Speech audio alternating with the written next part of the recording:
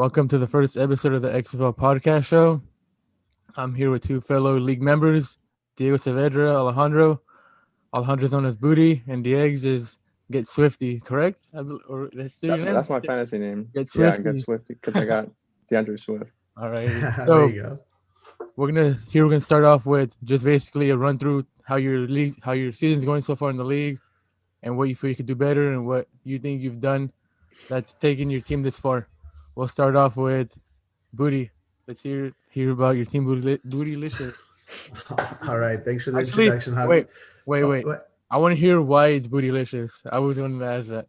Bootylicious? I don't know. It just came to me one day. I've had Tyreek Hill two times the past 2 years, and I was actually trying to change my name to Tyreek Hill's Daycare, but the freaking app didn't let me. Damn. So I'm just trying to come up with names, but if not, I'm just gonna stick with Bootylicious. It just came, man. That's it. And why is your logo Cincinnati Bengals? It Why was. It changed it. I'm like, is he a Bengal fan? No, so I think the way it was, it's because I have that on my Yahoo thing too. So I was like, I'm just gonna keep it generic and just leave it at that. But now that I know I can choose pictures off my phone, that's why I decided to put the little. Have you seen the goofy? Oh yeah. Yeah. Yeah, I have Max as my thing now. We're happy. We can ask you the same thing. Are you a Packers fan? You're right, huh? You're right. Nah. Okay, let's hear about your team, Booty. All right, man. So right now, this season is starting off way better than last year. Right now I'm at a record of 4-2. Last week probably being my worst week, where I think a total I scored like less than 90 points, and I still managed to win. Right now, my team, the way it's looking like, QB1, Kyler Murray, number one fantasy quarterback in the whole world right now. So I'm kind of glad I picked him up. The backup quarterback. You got the cat making an appearance. The backup running back to the back I drafted, which was Austin Eckler, I have Justin Jackson. And then as well, another backup running back that I drafted, Miles Sanders, but I have his backup Boston Scott, who, by the way, came in clutch Thursday. And then my other receivers are right now is Allen Robinson, Tyreek Hill, Tyler Boyd, DK Metcalf, and on the bench I have Cole Beasley and Julian Edelman.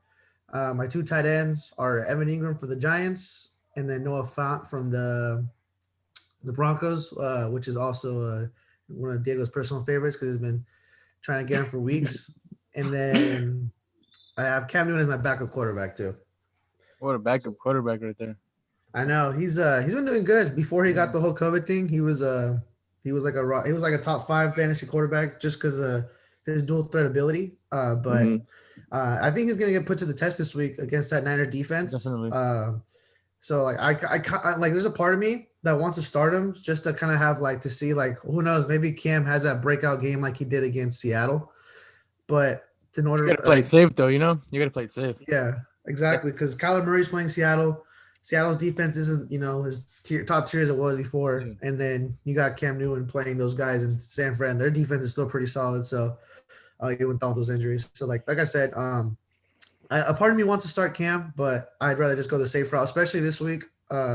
Me and Victor, he's projected to beat me by only 0.50 points. So our games are projected to be, or this game's supposed to be super duper close. Yeah. So I just gotta let the whole logistics of fantasy just talk, and hopefully I get my way with Victor this week and move on to 5-2. Sticking on your team though, like what player do you just like? Is there like questions like why he isn't breaking out yet, or like you're like, damn, I'm still stuck on this guy and he hasn't done anything for my team? Would there be that guy on your team or what? I definitely think I have two of those players. One would be Julian Edelman. Like coming into the season. He was always, Julian Edelman is known for like being that go-to guy in New England. Last year he had a pretty good season, like during NFL and then obviously in this fantasy too, with him being like pretty much the check down guy to Tom Brady. Whenever there was like they needed a first down, whether it was like a pick route and they needed him to just beat some man coverage for a first down. Like we were talking about earlier, like he does look a little mixed, like not mixed up, but like confused out there, just because bringing in Cam Newton it just changed the whole offense for New England. You know what I mean? Like Tom Brady's not that guy who gets back there with 2 tight ends, a fullback, and you just take off and run a QB power. Like that's all Cam Newton. So like this whole year, like it changed the whole offensive system.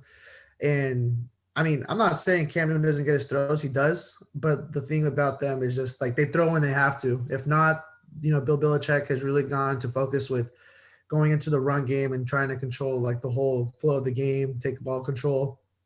I don't blame them. They have a decent line. Cam Newton can run the ball. They got Sony Michel.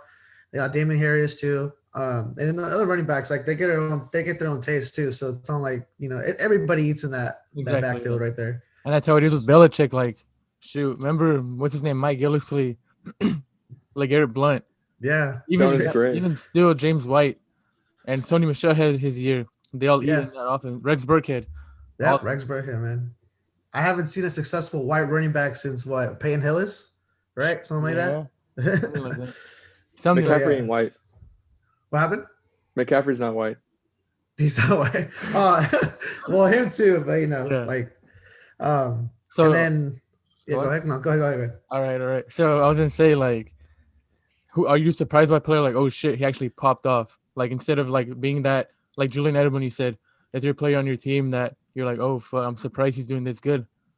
I would definitely give that award to Tyler Boyd, because in the beginning, like he started off all right, and then every week he kind of progressed to getting a whole bunch of targets, like targets you would think that Joe Burrow would give to AJ Green, but instead, like Tyler Boyd's been kind of their guy too. Mm-hmm.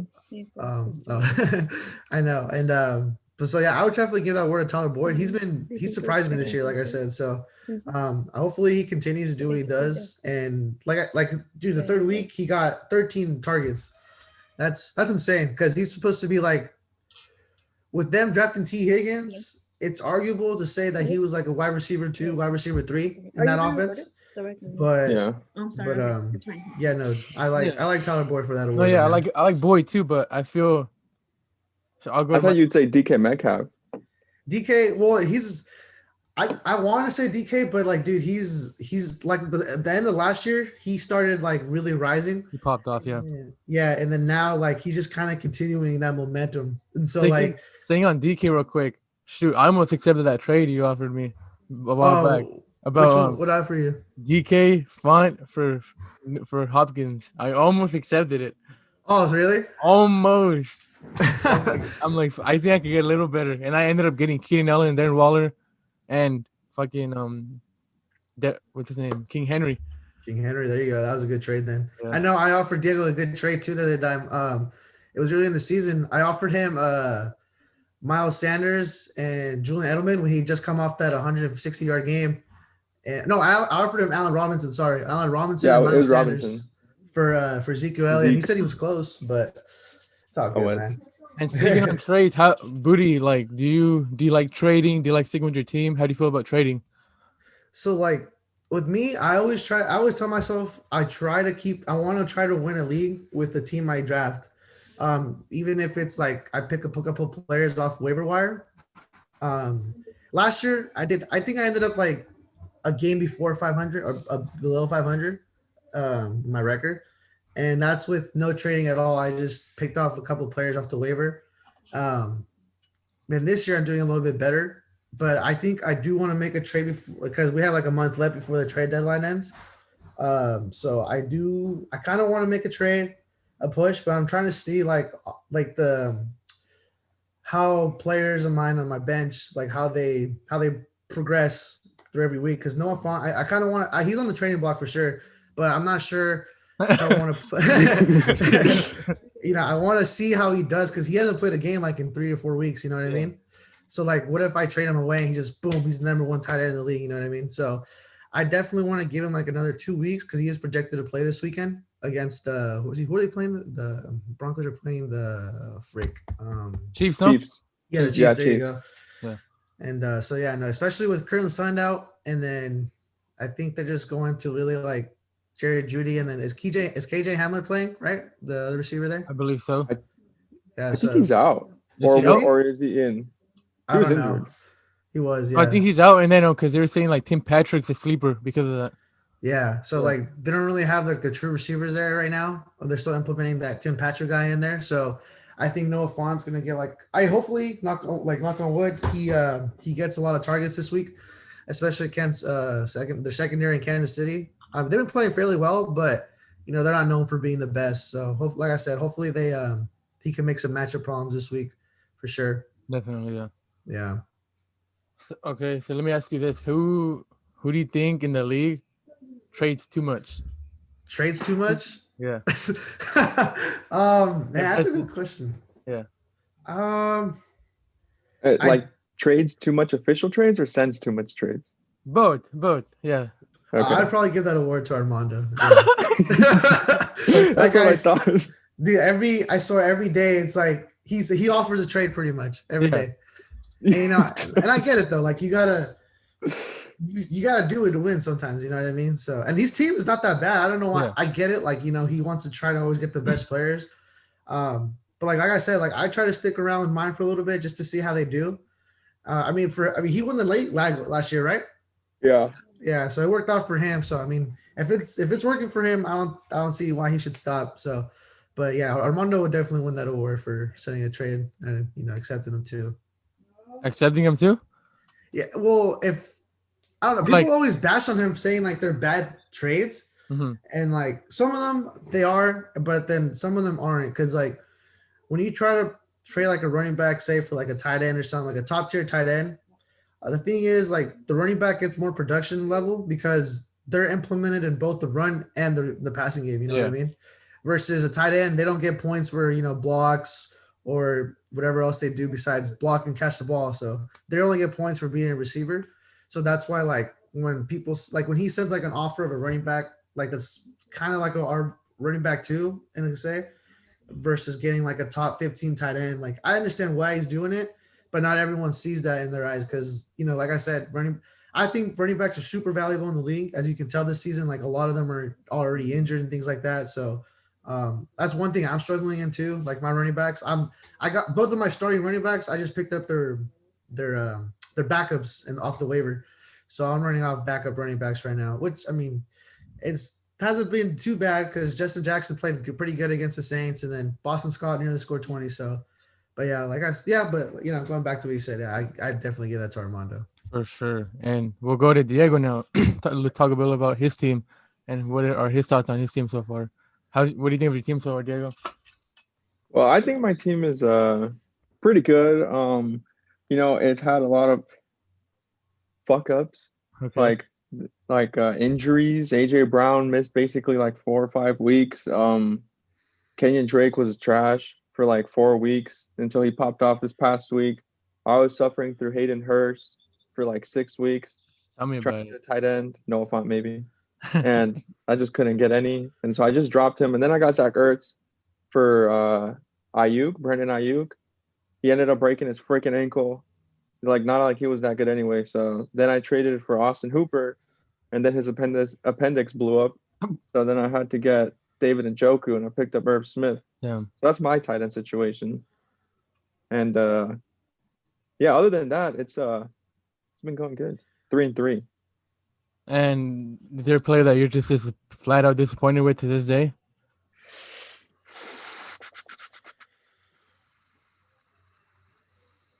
The easy answer would be, I forgot to say Deontay Johnson also missing a lot of games. Right.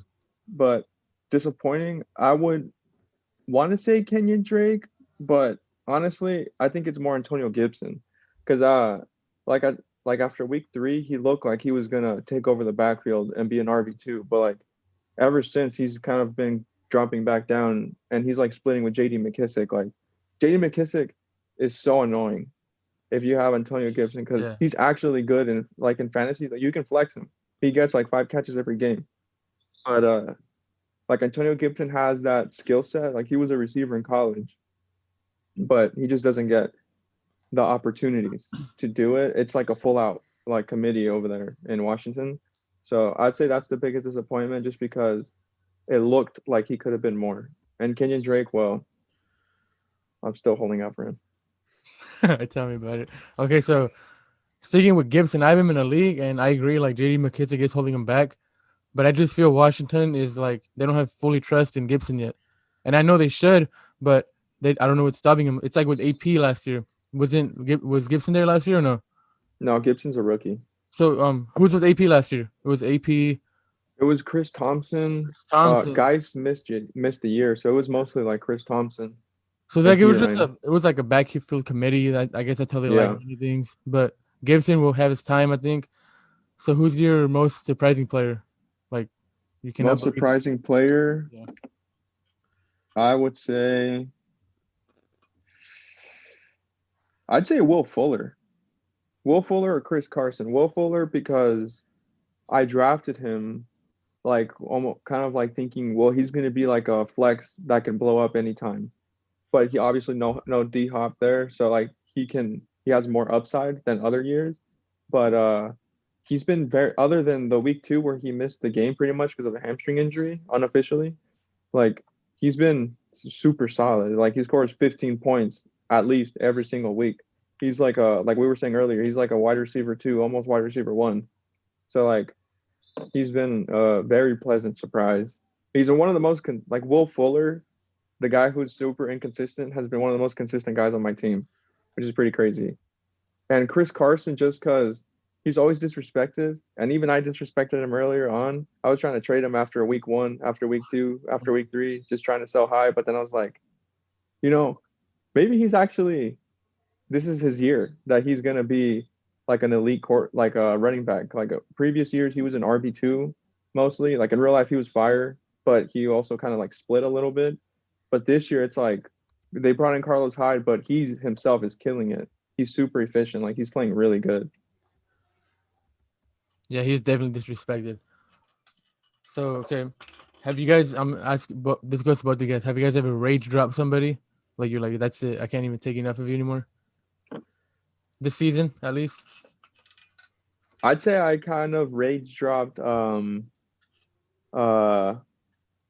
Ertz, even though I had just had him for a week.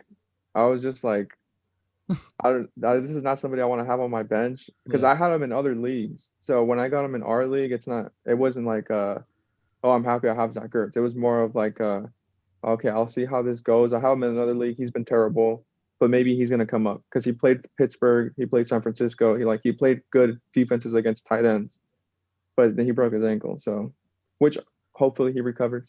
But I just dropped him just because in fantasy it's not worth having on your team. Yeah, it's facts. What about you, Booty? You ever rage drop anybody? This season, luckily I haven't so far. I was kind of close to dropping Julian Edelman. I would have taken him. I was almost gonna drop Julian Edelman or even like because even when I try to think of trades, I always try to include him just because like I said, his production level is not the same, but like it's not his fault. But yeah, he's probably been the closest. But other than that, no one else. Just him. Wow. I've actually. What about you, Javi? I've rage dropped 2 players, and one of I actually have on my team right now. I was sick and tired of Brandon Cooks, and then I picked him up because I needed him. I'm like, dude, I'm gonna give him one more shot, and he's been doing two great games so far. I don't know if it's all a fluke or not, but it got me 2 dubs. And also, actually, with that game I dropped him, he dropped 30. Damn. And then the next week I picked him up, he gave me 22, which is still good.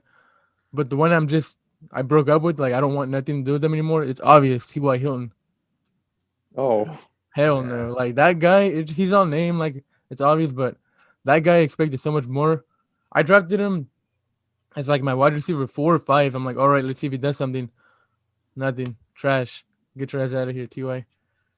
Yeah, I think it's just like the way that the offense is in like Indianapolis, it's just not built to throw it a lot. Like and when they did throw it a lot, I think against the Bengals, right? Because they were down 21-0, they ended up winning. Mm-hmm. But Phillip Rivers was actually airing it out for the first time all season, and he like targeted Ty like he was targeting Pascal more. Yeah, Pascal and Marcus Johnson, is that the dude's name? It was like some random person that was like the top receiver in that game. That sounds like a defensive end. Yeah, for real. Yeah. All right. So you guys want to hear about my team a little bit or what? Yeah, Javi. All right. No cocky shit, but I'm 6-0. Not too bad, huh? Bad, huh? Just going back on last year too, though. I was 8-1. Started 1-1. I felt I made too many trades last year because I had Eckler and Gordon at one point, and I traded them after a week. So I thought I could have held on to them. But going on to this year, my quarterback right now, Matthew Stafford, lost Dak to an injury, so I'm streaming for a bit right now. Running back one, none other than Alvin Kamara. QB1, that's the QB1 right there. Definitely QB1. But my RB1 is Derrick Henry, Kamara, a combo of them. Keenan Allen, my wide receiver one right now at the moment, with Michael Thomas being out. Brandon Cooks in the slot right there as my I want to be his flex, but he's my wide receiver 2 for the week. Tight end, Darren Waller. I got David Montgomery. I talk shit about him, but I ended up getting him. You know? Hella shit. And I'll go to my most surprising player right now. It's actually T. Higgins. Yeah. T. Higgins only because I didn't expect it, and I thought he would be under AJ Green. Yeah. But he's actually having the same amount of targets as Tyler Boyd. And then I got Tua. I'm stashing Tua. I think he could do something. Fitzpatrick did something. Let's see if Tua can do it. Mm-hmm. And then I got Preston Williams. Might end up dropping him for AB.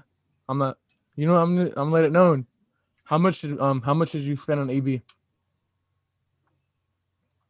How much did you splash on him on the waiver? Who are you asking? Anybody? I haven't put anything on there yet. I put 0 just to see what other people put. Because we can't see it if you don't put anything. Yeah. You know how much I'm putting? 250. You're gonna think I put 250 on AB. Oh damn! I wouldn't even be surprised if you don't get him. I know. I think someone's gonna put like 500. Someone put 500 so. on Madison. That was Oski. You talking about the backup running back in Minnesota? Yeah, and then dropping him. What? He put 500 on him because everybody was saying he's gonna be an RB1 this week. Like everybody was like, we'd only start Zeke, and I forgot the other two, like Aaron Jones and I think maybe Clyde Edwards-Helaire over Madison. But he was a bust. Like, because they like were behind hella early, but that was one of the worst pickups. Also with T. Higgins, me and Armando were looking at the drops earlier in the season. Oscar had T. Higgins, and he dropped him for, I forgot who. I think Eric Ebron. Let's stay there. Let's stay on this topic. All right, Armando sent me a screenshot yesterday, right? And I completely forgot about it. That was hilarious. I was with him when I told him to screenshot that. I drafted James Robinson. James Robinson's the running back. You know who I dropped him for? Fucking Kenny Stills. I had James Robinson. I had him. And because I was thinking like, oh, it's Jacksonville. They're not gonna do anything. And then Robinson pops off. I completely forgot about that. That's so great. That was hilarious. When me and Armando saw that, we thought it was so fucking funny that you got Kenny Stills. Yeah. Isn't he? He's in Houston, right? Yeah. Yeah, and he's like their wide receiver 4. Like it's Fuller, Cooks, and Cobb. Yeah. I want to go back to that day. Like, what the fuck? Like, why? I don't know, honestly, what made me do that.